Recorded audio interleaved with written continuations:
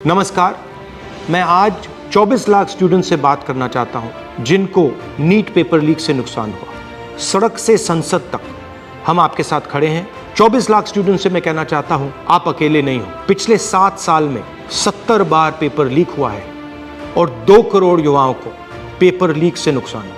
एक साथ हम ये लड़ाई लड़ेंगे और ये लड़ाई जीतेंगे। मेन इशू जो है वो हमारा पेपर लीक है। Sir, it's not only about 24 lakh NEET students, it's about whole family. There was a digital leak also this time. हमारे सोशल मीडिया अकाउंट्स बैन किए जा रहे हैं, हमारी वीडियोस डिलीट की जा रही हैं। मेरा माम पूरे सा हम लोग नहीं हो पाता। और आपके हाथ में, अगर आप क्लैरिटी से खड़े हो गए और पीछे नहीं हटे, उन दोनों को आपकी बात माननी पड़ेगी।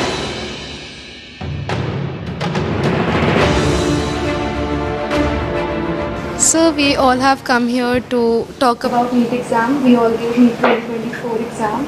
And most of us are 620 plus above who are sitting in this room. Last year 610 was the cutoff. बाकी cutoff 657 पहुंच गई है. 630 जो बेंचमार्क होता है एक रिस्पेक्टेबल स्कोर का, उसमें देखो कंपटीशन तो बढ़ता है। तो जो इन्फ्लेशन रेट है वो 40% से सीधा 400%। सर, सिर्फ ये बोलना कि कंपटीशन बढ़ गया और पॉपुलेशन बढ़ गई, I don't think this justifies the statement. तो जितने भी सो कॉल्ड टॉपर्स थे 720, 715 एंड 718, 709, उनके जो एक्चुअल मार्क्स थे probably they are below even 640। How does that happen? So maybe I feel that there are major 4 reasons. The first one is obviously paper leak. Second was that there was a digital leak also this time, like on Telegram channels, or majorly there were other platforms as well. Third reason was that there were scams going on which were saying that you just have to leave the blank OMR and the people of the NTA, or maybe I don't know from which association, they will fill those OMR. Cheating is cheating with. Yes. It's cheating, and the grace mark is the 4th point, which is not going to impact that much. Sir, main issue जो है वो हमारा paper leak है, क्योंकि sir सबसे पहले अनुराग जो students था उसने ऑलरेडी स्टेटमेंट्स में कहा है कि एग्ज़ाम लीक हुआ है। सर, एग्ज़ाम लीक हुआ है, उसने ऑलरेडी प्रूवन किया हुआ है। और हम शिक्षा मंत्री श्री धर्मेंद्र प्रधान जी से मिले थे, उन्होंने स्टार्टिंग में कहा था कि एनटीए में कोई ऐसा कुछ गड़बड़ी नहीं हुई है, और जहां पर 2 सेंटर्स पर ये चीज़ देखी गई है उनको हम अभी वहां पर जांच की जाएगी। और हमने मांगे रखी थी कि रीनीट होना चाहिए और सीबीआई जांच होनी चाहिए, बट उन्होंने सीधा जो आंसर दिया था वो दिया था कि सब चीज़ हम सुप्रीम कोर्ट की मानेंगे, जो सुप्रीम कोर्ट फैसला करेगा वही माने।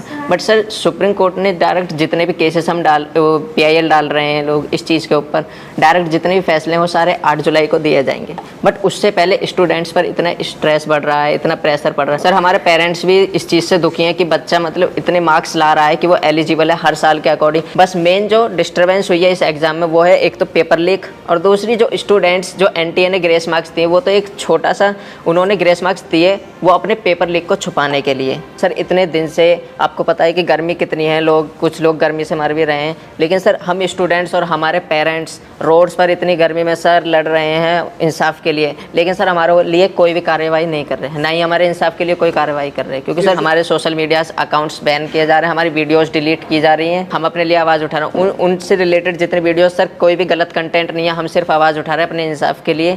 उसमें सर हमारे सोशल मीडिया अकाउंट है या यूट्यूब अकाउंट है उनको डिलीट किया जा रहा है, बंद किया जा रहा है। 1 day of the whole year, तो वो हमारा दिन डिसाइड करेगा कि हम डॉक्टर बन रहे हैं कि नहीं। मेरा पापा नहीं है सर, डैड नहीं है, मर गया। तो मेरा मम्मी अकेली है सर। सर, मैं 2 साल ड्रॉप लिया सर। 2 साल में मेरे को स्टडी नहीं हो पा रहा सर। अच्छा से घर में प्रॉब्लम, मनी का प्रॉब्लम, लॉन्ग टर्म में पैसा बजट नहीं हो पा रहा सर। ऐसा मैं सोच के मेरा माइंड भी अब ये भी लोड हो रहा सर, मेरा ब्रेन भी। मेरा माम पूरे सर हम लोग नहीं हो पाता, और एक बार नहीं हो पाता सर लॉन्ग टर्म लेना को, ऐसा सोच रहे। अभी रीनीट कराओ तो इजी होता सर। मतलब सर कंक्लूजन है कि रीनीट ही अब हो सकता है, रीवैल्यूएशन तो कोई नहीं होगा। नहीं तो अगर हम आपके लिए 2-3 चीज़ें कर सकें, सरकार के पर प्रेशर डाल पाए, तो हमें किस चीज़ों पे बोलना चाहिए? सर सबसे पहले तो सर रीनीट जैसा conclusion रीनीट। Yes sir. Okay. Sir, second NTA agency जो है वो एग्जाम्स ना ही कंडक्ट कराए, अगर वो नहीं करवा पा रहे हैं, एक्नॉलेज करें कि हम नहीं मैनेज कर पा रहे हैं। NTA as a concept is a failure. Yes sir, NTA पे हमारा किसी का ट्रस्ट नहीं है, NTA पे इस टाइम। फर्स्ट पॉइंट री exam, second point NTA is ना कराएं, थर्ड पॉइंट एजुकेशन सिस्टम पे फोकस करें और काउंसलिंग सर से 4 पॉइंट ये कि जो बेसिकली जो ब्लाइंड स्पॉट्स हैं, जैसे कि टेलीग्राम पर पेपर लीक होना, ऑनलाइन पेपर लीक होना, इसके ऊपर भी एक इंक्वायरी होनी चाहिए। Sir, it's not only about 24 lakh NEET students, it's about whole family. फिर सर जो बोर्ड्स का प्रेशर, फिर नीट में परफॉर्म करने का प्रेशर, तो सर बहुत सारे लोग तो मेडिकल ही नहीं लेंगे इस चक्कर में। सर ऐसे क्वालिटी डॉक्टर्स बनेंगे जिनकी क्वालिटी कुछ नहीं है, जो ऐसे ग्रेसिंग मार्किंग करके अंदर गए हैं, जब वो डॉक्टर्स बनेंगे तो can you imagine the condition of the people of India. आपको क्या लगेगा, आप अगर कोई ऑपरेशन करवाने जाएगा, क्या वो वापस लौट के आ पाएगा? हमारे पास इतने सारे केसेस होते हैं, मतलब हमारे मतलब नोन में कि भाई किसी को और का पेशेंट इसका स्टंट डालना है, उसका इंटेस्टाइन निकलवा दिया, उसका किडनी निकलवा दिया। सर ऐसे केसेस, ऐसी मिसहैपनिंग्स इतनी बढ़ जाएंगी, वी कैन नॉट इमेजिन।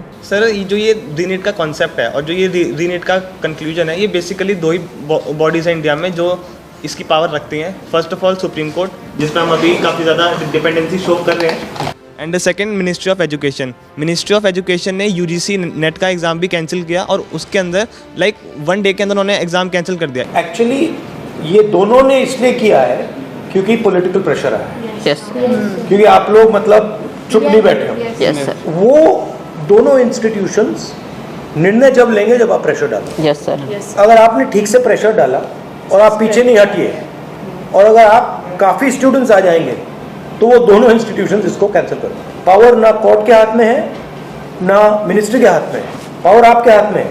अगर आपने क्लैरिटी से खड़े हो गए और पीछे नहीं हटे, उन दोनों को आपकी बात माननी पड़ेगी। ठीक है, थैंक यू। आपका जो एस्पिरेशन है, आपका जो विजन है, इसी से देश का विजन बनेगा, इसी से देश की प्रगति होगी। अगर सरकार आपकी रक्षा नहीं कर सकती है तो ऑपोजिशन आपकी रक्षा करेगी। ये जो आपका मुद्दा है, इसको मैं पर्सनली संसद में आपके लिए उठाऊंगा और पूरा का पूरा दबाव हम सरकार पे डालेंगे। धन्यवाद।